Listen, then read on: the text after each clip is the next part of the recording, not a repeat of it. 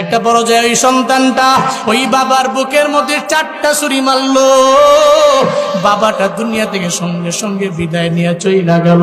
গত 2-3 দিন আগের ঘটনা একটু দেখছেন আপনারা সোশ্যাল মিডিয়ার মধ্যে। ভোলাতে বাবাটা মাদ্রাসার মধ্যে পড়ায়, মাদ্রাসার সমস্ত শিক্ষার্থীদেরকে সে ভালো কিছু শিক্ষা দেয়। বাবা মানুষগুলোরে পড়ায় ভালো বানায়, কিন্তু নিজের সন্তানটারে ভালো বানাইতে পারে নাই, চেষ্টা করে ভালো হয় না। এত পরিমাণে অন্যায়কারী হয়ে গেল, জুলুমকারী হয়ে গেল, গেমসের প্রতি এত আসক্ত হয়ে গেল। দেখবেন বাবারা চায় সন্তান মোবাইল চালায় নষ্ট না হোক, সন্তান গেমসের প্রতি আসক্ত না হোক। এই যে সন্তানের একবার বলল, 2বার বলল, 3বার বলল, এটাই বাবার জন্য কাল হয়ে দাঁড়ায় গেল। সন্তানকে আমার বাবা তো আমার জন্য কাল, ও বিন্দু মাত্র পরিমাণ চিন্তা করে নাই। এই বাবা যদি চলে যায় তাহলে বৃক্ষ চলে যাবে, এই বৃক্ষের ছায়া যেদিন হারায় যাবে। এই ময়দানের মধ্যে যারা বাবা হারাইছে এরাই বুঝে, যাদের মাথার মধ্যে বট বৃক্ষের ছায়া নাই এরাই জানে বাবার কি পরিমাণে কদর। কিন্তু ভোলার ওই সন্তান বুঝে না, সঙ্গে সঙ্গে চিন্তা ভাবনা করে নিল আমার বাবারে দুনিয়া থেকে বিদায় করে দেওয়া লাগবে।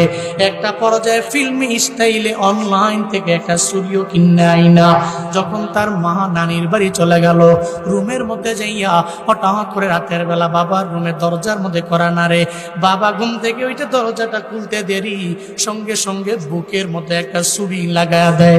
একবার ছুরি মারার পরে বাবা বাঁচার জন্য ছুরির মধ্যে ধরে। এই সন্তান বাবারে মারে, সন্তান বাবারে মারে, সন্তান বাবারে মারে। বুকের মধ্যে একটা ছুরি লাগাইছে, বাবা হয় ছুরির মধ্যে জোরে ধরছে, ধরার পরেও সে ছাড়ে নাই। একটা পর্যায়ে ঘুমের মানুষ, ঘুম থেকে জাগলে তো কোনো হিতাহিত জ্ঞান থাকে না। একটা পর্যায়ে আবারও ছুরি দিয়া বুকের মধ্যে মারলো। একটা পর্যায়ে ওই সন্তানটা ওই বাবার বুকের মধ্যে 4টা ছুরি মারলো। বাবাটা দুনিয়া থেকে সঙ্গে সঙ্গে বিদায় নিয়ে চইলা গেল। আবার জানাজার মধ্যে আইসা কয়, আমার বাবারে যারা মারছে, আমার বাবারে যারা মারছে এদের বিচার আমি চাই। চেহারার মধ্যে কোনো কান্নার ছাপ দেখা যায় না, চেহারার মধ্যে চোখের মধ্যে কোনো কান্নার পানি দেখা যায় না। তখন 3-4 দিন পরে যখন গবেষণাগারেরা এরা যখন গবেষণা করলো, যখন এরা গেল তদন্ত করলো, দেখা গেল রে বাবারে মারছে ওই পোলাডায়। কেন মারছে? গেমস খেলার ব্যাপারে আমার বাবাই আমারে বারণ করে, আমার বাবাই আমারে নিষেধ করে, আমার বাবাই আমারে বারবার আমারে বাধা দেয়। একটা সন্তান হইয়া বাবার প্রতি এত নিমহারাম হয়, অথচ বাবারা কি পরিমাণে কষ্ট করে। এই বাবার অবদান জীবনে কোনোদিন বলতে পারবা না। আমি জুনায়েদ আল হাবিব কেমনে হইলাম, পেছনে আমার বাবার অবদান। আমি জুনায়েদ আল হাবিব কেমনে হইলাম, আমার মায়ের অবদান। আমি জুনায়েদ আল হাবিব কেমনে হইলাম, আমার পরিবারের সমস্ত যারা যারা মুরব্বী সিনিয়র যারা, এই সমস্ত লোকদের অবদান। জীবনে কোনোদিন আমি এটা বলতে পারবো না।